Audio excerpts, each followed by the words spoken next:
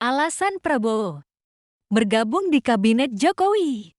2019 banyak dari antum ini banyak ada di 02 kira-kira ya kan. Dan saya paham, saya tahu banyak dari kalian yang kecewa sama saya, ya kan?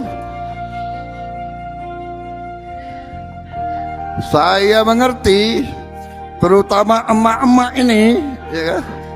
Hah? Prabowo pengkhianat lah, Prabowo ini, Prabowo itu, ya kan? Saudara-saudara, waktu hari-hari yang kritis, saya harus memutuskan, saya melawan atau saya datang ke jalan daerah Menteng itu jam 1 malam tanggal 22 itu 21-20 banyak yang kena gas air mata. Ada anak 18 tahun lihat saya, Pak Prabowo, Pak Prabowo, kami siap mati untuk Pak Prabowo. Saya turun, saya langsung, kau, saya tidak mau kau mati untuk saya, kau hidup untuk orang tuamu dan untuk bangsa Indonesia. Saya sadar waktu itu, ini berbahaya. Ini berbahaya. Nah, pemimpin elit punya kesempatan, punya kekuasaan, punya kelebihan, tapi di kelebihan yang diberikan oleh Yang Maha Kuasa terkandung di dalamnya tanggung jawab yang besar. Jadi waktu itu saya putuskan tidak. Saya minta semua pendukung saya pulang kembali, ya, supaya tidak terjadi perpecahan. Kita tidak boleh pecah. Saudara-saudara, siapa yang jadi presiden, siapa yang jadi gubernur, siapa yang jadi bupati, tidak jadi masalah. Yang penting bekerja untuk rakyat Indonesia. Saya kumpulkan partai saya kumpulkan pendukung saya katakan situasi seperti ini. Dan pada saat itu Pak Jokowi mengajukan rekonsiliasi. Beliau kirim utusan dan akhirnya saya setuju. Baik, rekonsiliasi kita akan terima. Dan waktu itu Gerindra diminta masuk pemerintah. Pertama saya tidak usah, kita di luar saja. Karena saya tahu, saya mengerti emak-emak pasti marah kalau saya masuk pemerintah. Aku paham, aku ngerti itu. Kadang-kadang kita lebih takut sama emak-emak daripada takut sama bapak-bapak, iya kan?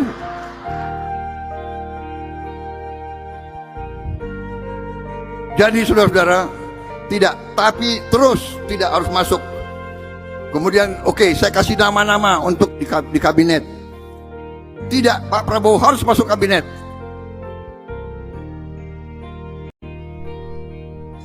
Politik kita dianggap stabil sekarang. Bayangkan, saya keliling kemana-mana di dunia, mereka bingung.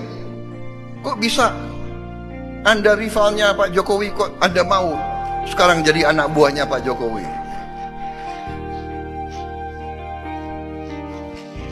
Di embahnya demokrasi di Amerika Serikat, embahnya demokrasi, Anda lihat antara Partai Demokrat dan Republik sampai sekarang mereka itu kadang-kadang duduk satu meja pun nggak mau.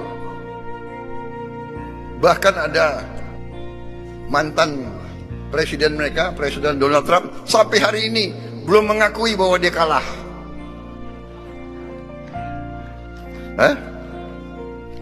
Nah, mereka bingung, kok di Indonesia bisa? Loh, di Indonesia kita, filosofi kita lain. Filosofi kita adalah bahwa kalau kita berbeda pendapat, tidak berarti kita harus bermusuhan. Kadang-kadang kakak adik di satu keluarga ribut, ya kan? Masa mau gontok-gontokan kakak adik? Kadang-kadang kita berbeda pandangan dengan orang yang paling dekat sama kita.